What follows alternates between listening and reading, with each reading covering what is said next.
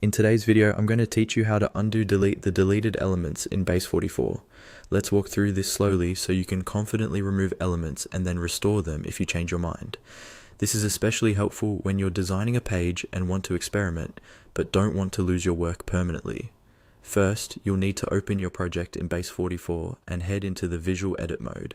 This is the main editing area where you can see your page exactly as your users will see it.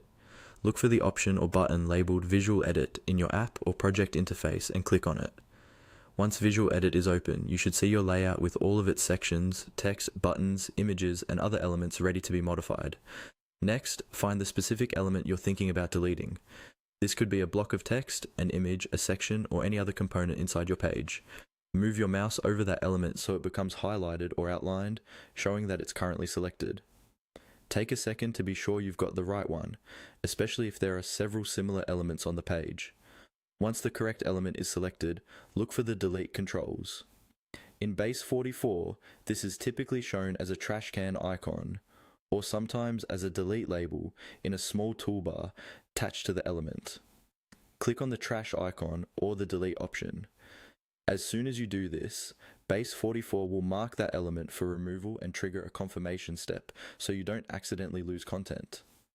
After clicking delete, a confirmation chat box or dialog will appear. This is where the undo behavior comes in.